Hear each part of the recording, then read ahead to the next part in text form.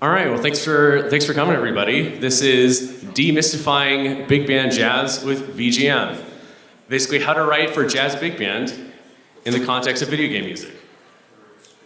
So, my objective here is to demystify big band writing for those who are composers, players, or mixers who might not be familiar with the big band style. Raise your hand if how many of you are musicians, first of all? And then how many of you are composers, arrangers? And how many of you have written for big band before? Okay, there's a few. Okay, cool, great. So I chose the word demystify because demystify is defined by Oxford Dictionary as to make a difficult or esoteric subject clear and easier to understand. And how will I do this? Well, by breaking down the harmonies, orchestration tools, instrument roles, and forms often used in big band writing. This is something I didn't really start writing for big band until early college, only because it seems so overwhelming. There's all these instruments. How do you even know what to write? What do they even do? And that's what I'm here for. So the idea is that you'll learn a few tricks and tips you can apply to each of these ideas to fool people into thinking you can either write for big band or at least know what you're talking about. So introduction here. My name is Joe DiFiore. I'm a composer, woodwind player, recording artist. I've recorded for these films. I have these TV shows, games. I'm also the composer to a webtoon series called Señorita Gometa, which is very kind of a la Cowboy Bebop, heist type of series. And you'll hear actually some of the examples from it later on.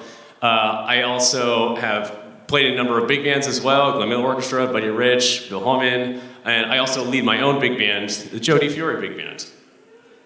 Oh, thanks. Okay, so I just want to give a couple of nudges before, which is one that, the first is that this is presented by a sax woodwind player. In my opinion, every composer has a slightly different approach to composing based on their primary instrument and musical experiences. I don't have time to explain what that means exactly, but anyway, so this is presented by someone who's based in LA. I'm born and raised there. I've still lived there and probably will live there my entire life. So there may be also slight differences in approach between both writing and performing it based on your location. So someone based in like New York or Chicago might have a different perspective on writing for big band than I do. So as I say, many of these ideas are largely subjective, but my idea is just to give you just like a few different like ideas to sort of latch onto. All right, so let's start with the instrumentation. So we got 5 woodwinds, reeds, saxophones, however you want to put it, which is usually 2 altos, 2 tenors, 1 baritone, and you'll also oftentimes have doubles. So usually the saxophones will also be playing clarinet, flute, and some others, depending on how adventurous you're feeling. Sometimes you have 4 trumpets, sometimes 5, 4 trombones, sometimes 5. And then usually the 4th plays the bass trombone, because the other 3 play what's called tenor trombone, which those that know is just kind of like when you see a typical trombone, that is a tenor trombone. And then guitar, piano, bass, drums, that's kind of the norm. Other additions you could have are vocalists, the most common one. You could have extra percussion, it could be vibes, it could be marimba, it could be bongos, whatever you want. Tuba, French horn, and sometimes you have double reeds. Sometimes, once in a blue moon, you might see like oboe, or English horn, or bassoon. All right, so this is the first section, the roles of each chair in a big band. So, unlike some of the strings in an orchestra, where you might have 8 violins on one part, every player in the big band has a very individualized part that they play. So while the convention wisdom, oftentimes I've noticed in schools, is that the strongest player plays the first part and the weakest plays the 4th, this concept doesn't exactly apply to playing in a big band. It's a lot more specialized, typically. So let's start with the saxes. So the lead alto is, of course, the one with the lead voice. It requires solid lead playing, and that's an art in itself, which requires really great style, volume, pitch, sense of time, and is oftentimes the strongest doubler, too. And then second alto is the second voice down. The lines are a bit more challenging.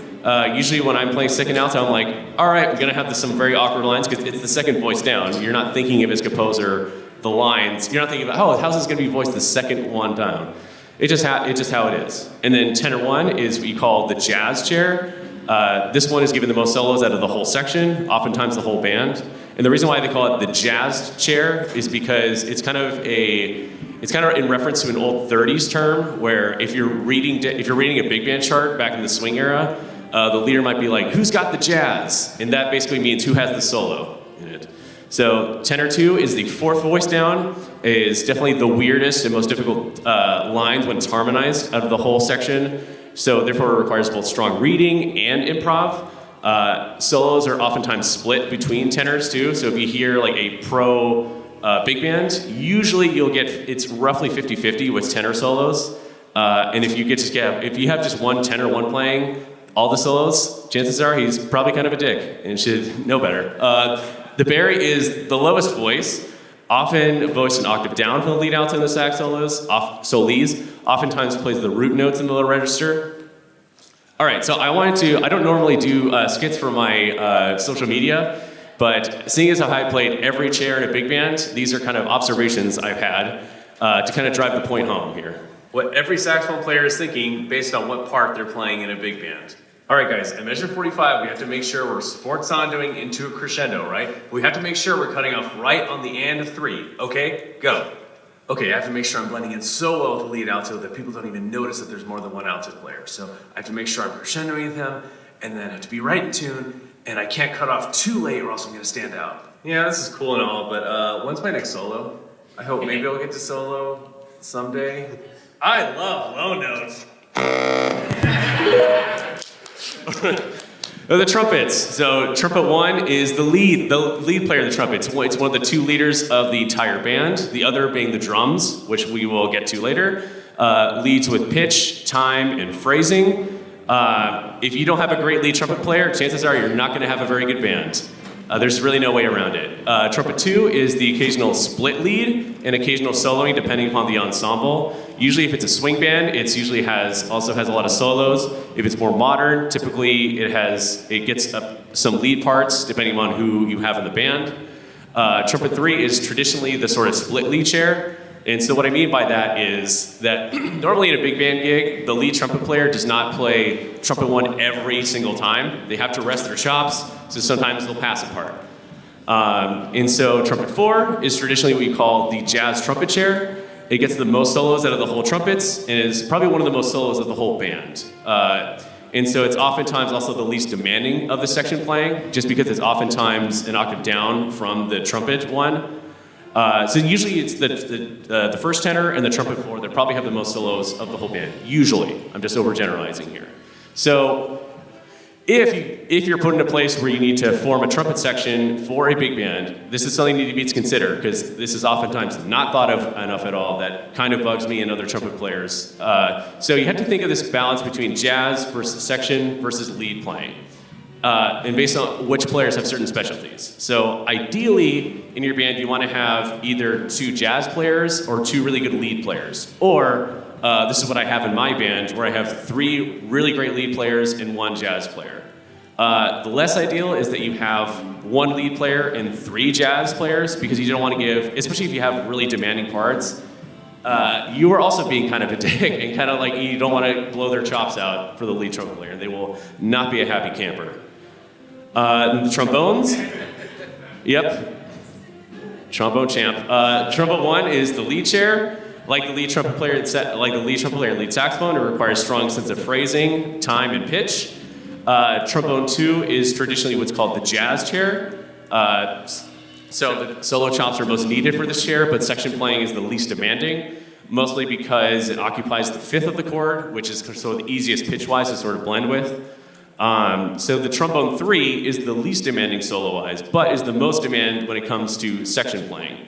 Most of it is because of the harmonies in the 3rd or 7th, and if you know the chords of just intonation, those are a little bit weird to try to blend and have the correct pitch for when playing the chords. So it requires better ears for tuning, while the range is most likely living in the middle to lower register of the tenor trombone, which is quite a bit different than lead, so it's almost an art to trombone 3 playing, I would say. And then bass trombone player, along with the bari, the bass of the horns of the big band, requires the experience of playing lower notes in tune and with strong volume. Those that are bass trombone players know that this is not difficult, especially for those who are tenor trombone players and trying to learn bass trombone. So this also goes between acting as sort of the bass of the horns, and sometimes they might act as sort of a fourth trombone, where they're sort of very close, voiced very close to the third part. All right, in the rhythm section, which is probably the most straightforward one, which is the guitar, which provides harmony, but can also be used as a color for playing other instruments. Chances are, if you're playing like 30 swing, you're going to be seeing just like chords and slashes, and you're just doing chunk, chunk, chunk, chunk the entire time. If you're playing more modern stuff, you might have some of that as well, but you'll also probably maybe have a line with the horns, maybe have a line with the piano, something more interesting, as if you're kind of a melodic instrument. And I would say piano is very similar thing, provides harmony, but can be also used with color with other instruments, either as a single note or kind of chords, which we'll get to that color later on. And then the bass, along with the drums, establishes time and provides the sort of low end of the entire band. And then the drums, which is one of the two true leaders of the band, as establishes time for the entire band. So it's the lead trumpet player and the drums are the most important people in the band.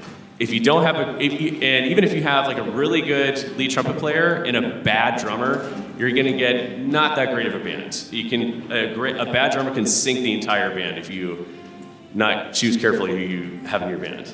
All right, writing for each section. This is different ranges, harmonies, what to avoid, etc. So saxophones. Okay, so you probably you can easily look up like the ranges and everything like that. But this is actually from a friend of mine named Evan Rogers, who actually this is probably the most accurate like range chart I've probably ever seen of anybody. So normally lead alto is written in sort of what you can see bright controllable area, so we can cut through more easily in the section. That's sort of like for lead alto, bright controllable is very like the money range area because it really sings. If it's kind of high, like in the palm keys, I would strongly suggest having lead alto play soprano saxophone instead. Very underrated color that's used for lead playing, but of course I'm probably a little biased here. Second alto and first tenor often go between warm controllable and bright controllable, depending on the line. Second tenor is probably around warm controllable register. I'm very much generalizing here. Barry sax is usually living in the sort of warm controllable area, but the hard control it's not exactly hard to control, but if you're like a very if you're an experienced Barry player, you will not have a problem playing these like a piano normally, or crescendoing and so on and so forth. All right, so let's talk about some of these harmonies here. So in saxes, closed voicings are key. And what I mean by closed voicings is that usually each harmonized note is between like a third or a second or third. And so you might, in the harmonies, they're sort of akin to sort of right-hand piano voicings. This is where it's extremely useful to be a piano player, or at least know pretty good piano when you're a composer or arranger. That's what's actually very important when you play jazz, is to be at least a decent piano player and understand play harmony on piano. And so Barry sax is often voiced below the lead alto, not always, but as we will get to just in a moment here. Because one trick you could do when voicing saxes, it's called a drop two voicing. And so basically you drop the second voice in the harmony to the octave below the bar. So you see in the as is, you'll see the second, what I mean by that two voicing, that's the B flat, which is the second voice. Basically, I drop that an octave down, so the Barry is playing the B flat instead, hence the term drop two. I want to show an example here. This is from my Signoritico Meta series. This is from a tune called Bodyguard Escape. So this is just the saxes, so out here.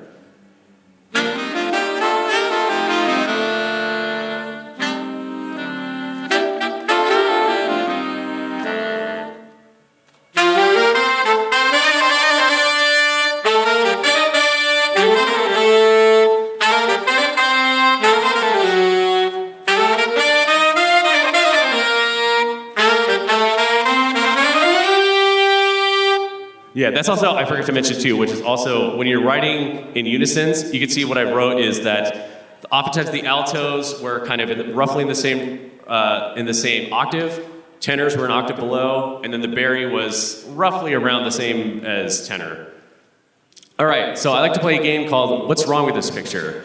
So I have a part here, and you have to tell me, this is a Barry sax part, MIDI up tempo, and I would like someone to tell me if they know, why would this chart suck to play?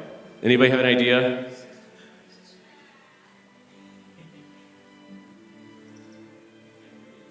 Exactly. They can't breathe.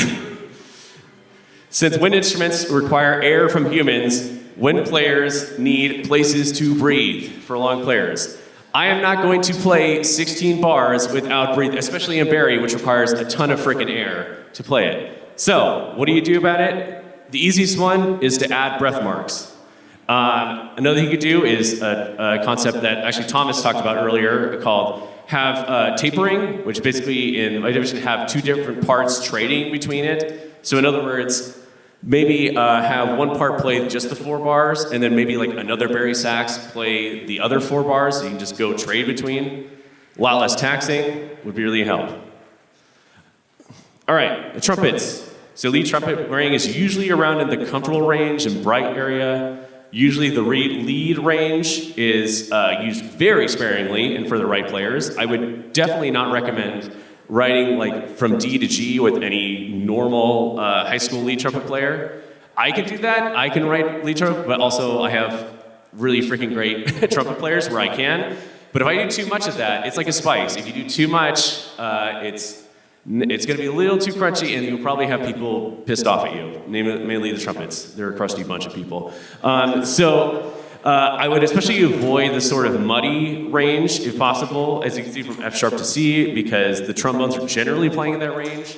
And especially in that, it gets a little too much with that much in the sort of the middle. You're kind of almost getting to like bass clef, upper bass clef range with that. All right, trumpet section, ideally is in the comfortable range. Transposition only one whole step. So they're in B flat. I can get into later why you transpose. There's a whole story is why you have to transpose, but don't have time for that. All right, trumpet harmonies. So similar thing with the saxes. It's closed voicings. In this case, though, trumpets are the most sonorous when written in thirds and fourths. If you write like in seconds, like a D and an E, for example, in the first trumpet and second trumpet, it will sound crunchy, and I would very much avoid that. A very trick you could do is with fourth trumpet, just write the octave below the lead trumpet. Not always. I think this is mostly needed if, this is especially essential if they're playing really high, as you can see in that example that I will play soon. Their trumpet player is really high up, so you need that support to happen. So as a result, any kind of block chord will work well for trumpet voicings. And when you write trumpet unisons, lead trumpet often lays out, mostly just to rest their chops. You have to think of it in sort of, a friend of mine words it like chop dollars. So lead trumpet players have to be very wise in how they spend their chop dollars. So this is from the same tune from Signore di Cometa, and this is the trumpets, just solo it out here, part of the tune here.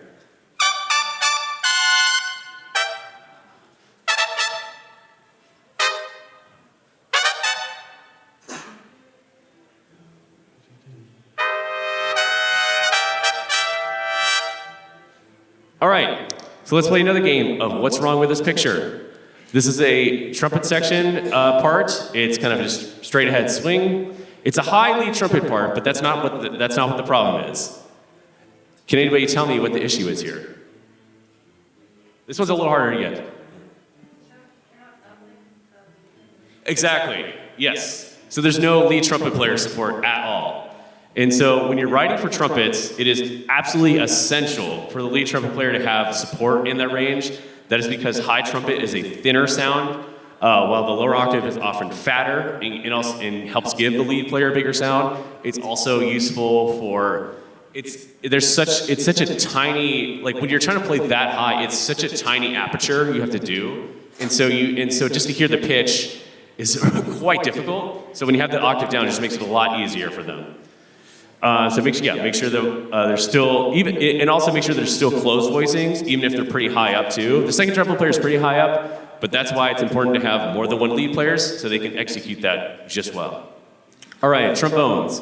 So lead trombone player mostly lives in what we call the lead range, as you can see here on the range chart here. And the second trombone player is kind of usually in the clear controllable area. Third is usually kind of like in the middle of clear controllable. Again, just very much generalizing here and trying to go through fast. I know for those who were at the panel just before this, Thomas talked about this a fair bit too in his orchestration panel. So bass trombone can widely depend upon the player, but they especially enjoy playing the lower clear controllable area. Sometimes you can go the trigger tones if you're feeling you want to give more fun stuff to play. It's like, I know how you put in the bari sax, like I love low notes.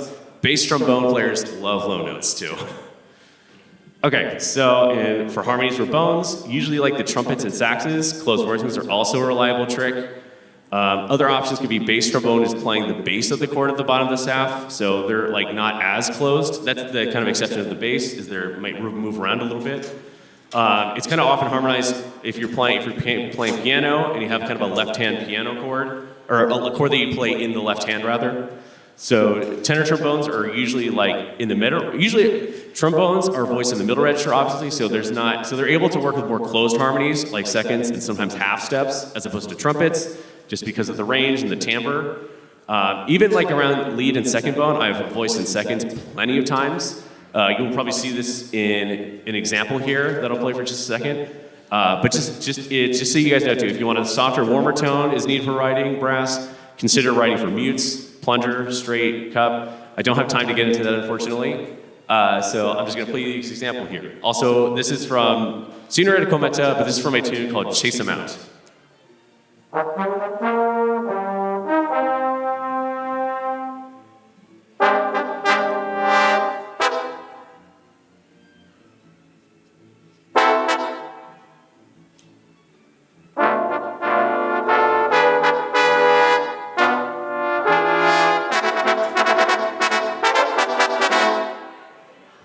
All right, now let's kind of just put it all together and how to voice all of the horns. This was the part that was very overwhelming to me when I first started writing, but then I learned it's not as difficult as you think it is. So, because you think 4 trumpets, it's like 13 horns. How do you do this when you write what's called a shout chorus, where basically all the horns are playing together in harmony? So, take out the voice out the 8-note brass first. I always voice the trumpets first as the light, and then I go to trombones. So usually chordal trumpets, left-hand piano voicings in the bones, as I mentioned earlier.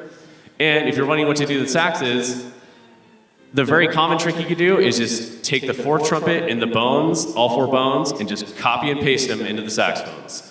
It's really that easy. You could also do sometimes the 3rd trumpet up to like the 3rd bone. It just depends. I'm more particular at that just because I know what works well in the alto register. And that's the thing, because you just have to accept the fact that there will be overlap in voicings between the different saxes and brass.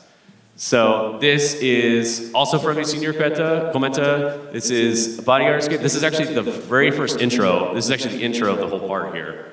Just the horns soloed out.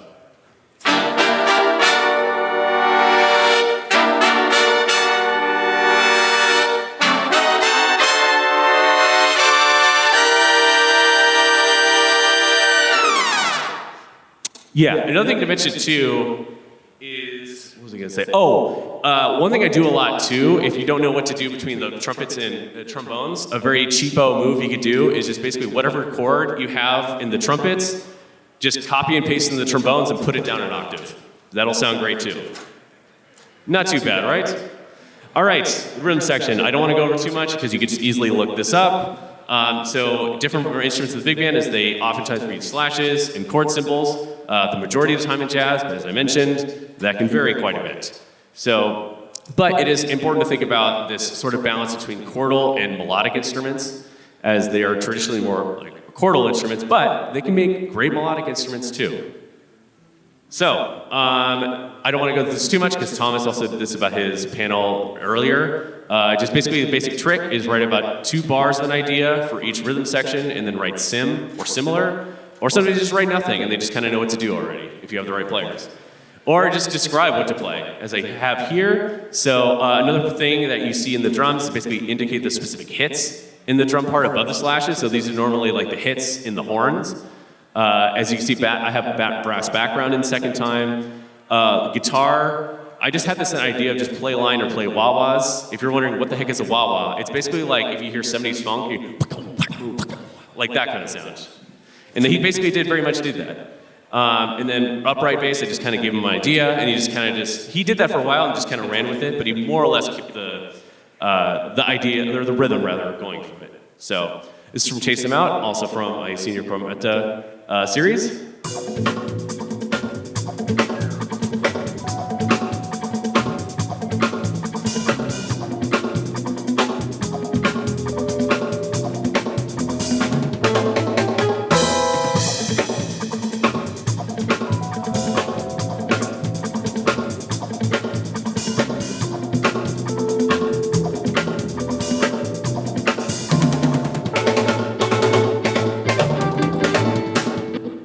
All right, next one, my favorite part, orchestration and tone colors. So this will talk about the different combination of instruments that one can use for melodies, calendar melodies, riffs, just some tricks you could use that always work. So the first one that always works is a trumpet and sax. This goes back all the way to swing, up to bebop. You could hear with Charlie Parker and Dizzy Gillespie. Continues on with like Dexter Gordon, Freddie Hubbard. A tried and true method. Usually they're played in octaves. Sometimes you can have alto and they play in true unison. Though sometimes, usually it's tenor, but again, I'm just overgeneralizing here. Trumpet sax harmonize, also a really cool color to use as well. And you will hear this actually, because this is from one of my favorite games actually called LA Noire. And this is a tune called Minor Ninth, where you hear that sort of color between trumpet and sax.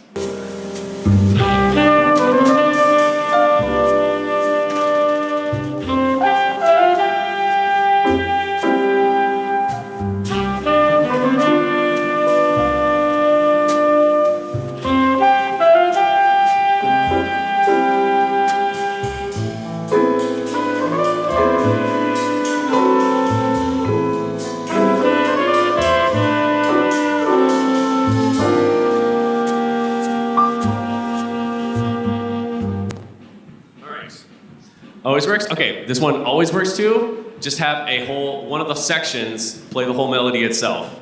So you just take one section, oftentimes it's the saxophone usually, playing the melody in unisons, but this can also include trumpets and bones. So a very classic swing era example is if you want to write like a swing chart, a very like cheater way you could do is basically have all 5 saxophones play the melody in unison, and then basically have the brass do what's called like harmonized stabs. So they do ba ba ba da behind the melody. So you'll hear this exactly like this in the example I have from Super Mario 3D World. The credits roll. You'll hear that it's exactly that, where it's like you hear the sax in unison, and then then the B section is handed off to the brass, where it's a harmonized melody.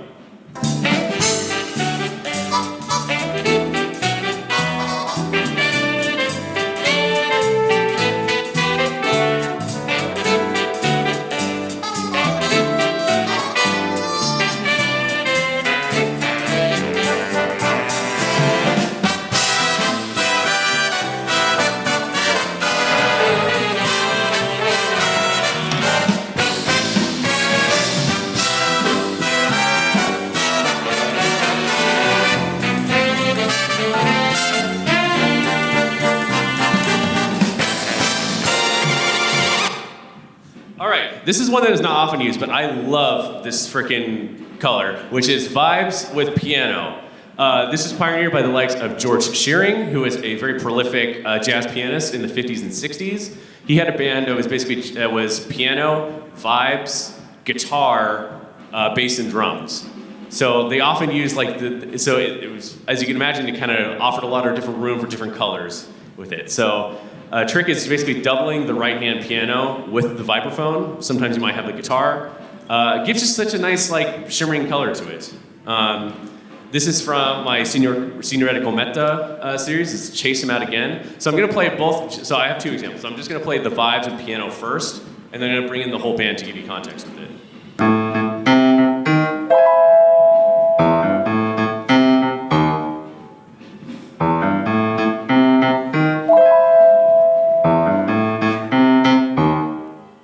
And then here's, okay, and then here's it with the whole band in context.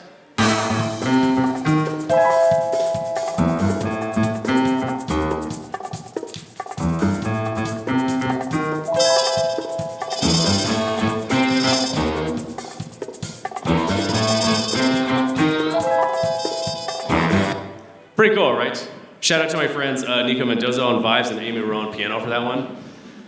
All right, and this is another tried and true method. Just write a straight up solo feature. So just have one person play the melody most of the time in a big band. This is something that the 8-bit big band uses all the friggin' time. And they do it because it works. So it could be a feature of the tune, or if not, just have one solo just in the very, very specific section of the tune. And then basically it's sort of other horns act as sort of backgrounds and color behind the soloist. I sort of have it similar to a concerto in an orchestral piece. So this is from, the example I have, this is from the game Grim Fandango, and this is Swanky Maximino. This is a very sort of 30s Ellington type of chart where the thing about Duke Ellington is that his interesting approach is that instead of thinking like, oh, I'm going to write for trumpet, he writes for very specific individuals. So he'd be like, oh, I'm going to write for my trumpet player, Harry Sweets Edison. So, and this is actually in the trumpet player's playing plunger mute, so it has that kind of wah wah kind of sound to look good.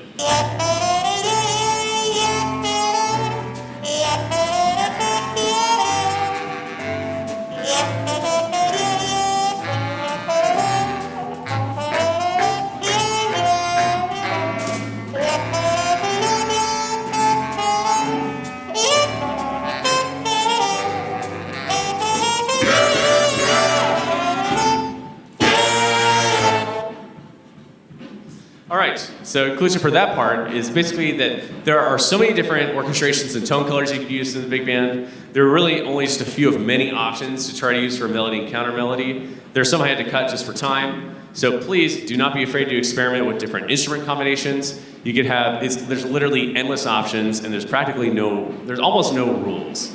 I've seen everything. I remember doing a chart where the melody, it's like the tune featured piccolo and bass trombone in the melody. So if they could do that, you can write for pretty much any other part of the big band you choose. All right, so the last part, the form. So how do you know where to go when writing a big bar chart? How do you know the roadmap? This is something that tripped me up for ages. And I'm here to tell you what exactly to do. So how does it work? So how you decide on a form for a big band arrangement contains nearly unlimited options. There's almost no rules. There's really no rules to it, really.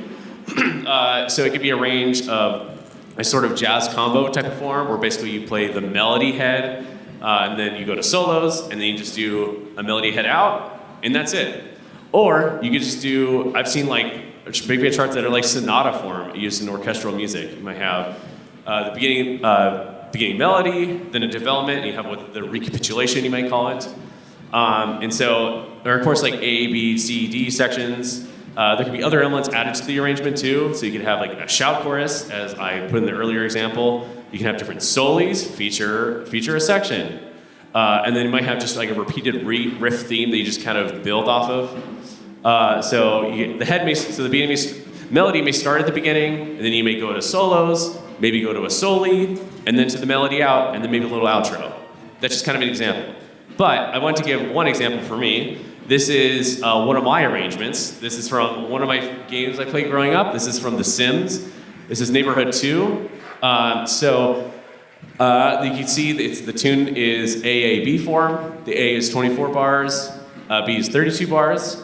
And so you can see I have it mapped out by the exact form I have here. So I'm just going to play for the sake of time, I'm just going to play the tune. And then you guys can just basically follow along here to what I have in the roadmap. So this is from a show, actually. This is from my big band show I did a couple months ago, actually.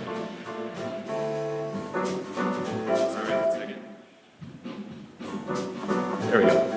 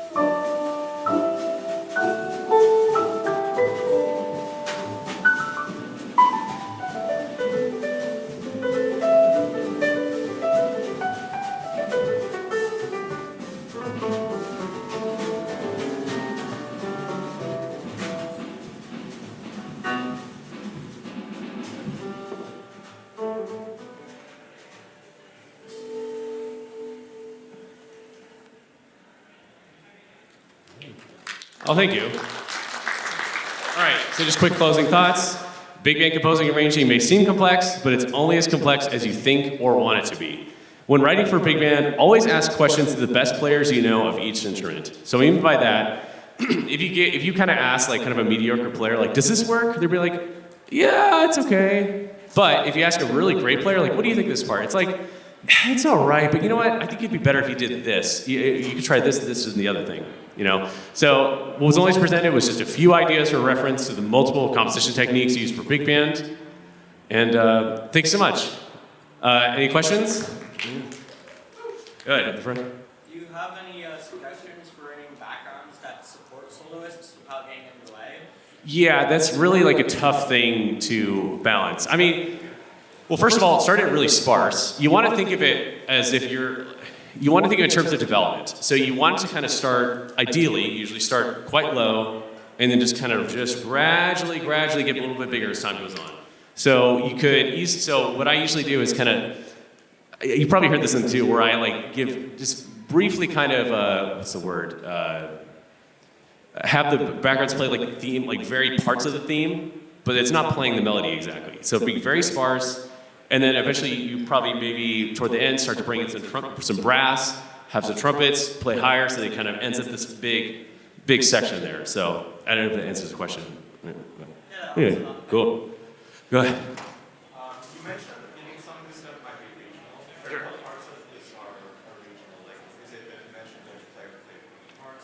No, I think it's just more of how they play and how people write, for example. So the sort of like conventional wisdom is that LA is sort of known because of like the studio work in films, games, whatever, is that it's so much, I should put it, preference is put on playing super clean and like very excellent pitch. So when I was talking about like pitch, you might not, and so, whereas someone like New York is, they're more of like, might say that, oh, LA is like play soulless because they play with more like intensity.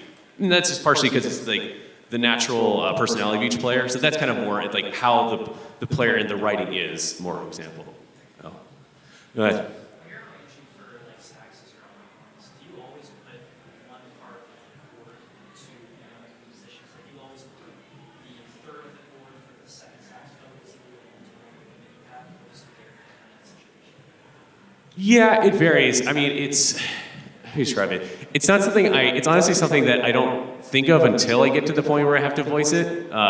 So it's just kind of, I just sort of think of like, oh, this kind of works. It's not, I don't think it's not as intentional as you might think it is. Maybe for some people, but it's often not for me. It just kind of do like, oh, this one works, I could try this. You know, it's really not much more to it than that, I would say. Anything else here? Go ahead, Carl. To your knowledge, does it ever happen, either a gig or a recording session, where the band is not the traditional number you described, maybe like a quasi big band or like a fatter big band? Oh, sure. Yeah, totally. I mean, there's like, I've played in a number of gigs where it's like a sort of, what you call like a little big band, which is normally like 3 saxes, 2 trumpets, and 1 trombone. That's a very common combination too.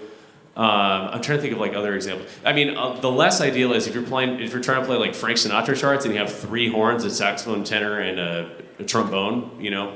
But yeah, there's also like unlimited options of that too. Sometimes you can have a very common thing too, especially if it's more orchestral, is that you have like full big band, and you might have like a full like French horn section too. Like if you like a lot of like Seth MacFarlane Family Guy stuff, he has a lot of like, he writes for horns a lot too, and rightfully so because it's a great color.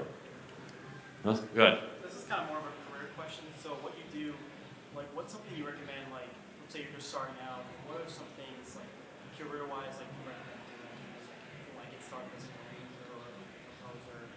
Yeah, so this is what I try to drive point in my home is just, I think, and what was bugging me is I think just have like something, is just do a ton of score study. So it's like, I think it's just, the most important thing is just to have like a reference for it, like see what one arranger does that you love, like how did they do that? Why did they do that? And so just sort of like, and so you score study, look up interviews, what have you, and they'd be like, you know what, I'm just gonna copy that, you know? And then at some point, you'll probably get sick of copying that because you know you're doing the same thing. And then you don't want to branch off and do, whoa, what did these other people do? So I do have a reference, and then do it enough times where you sort of branch off, if that makes sense. You know? Go ahead. Are there any specific free resources that you recommend I'm so glad you asked, actually, because here are my sources, actually. So a great one is Sam Nisco, the Complete Arranger. A guy named Tom Kubis has a YouTube channel where he has a whole series of writing for big band, too. So much of this stuff comes from him, actually. And then my friend Evan Rogers also wrote a great blog, actually, in big band arranging, so I totally recommend that. Anybody else? All right, thank you so much, guys. Thank you for coming.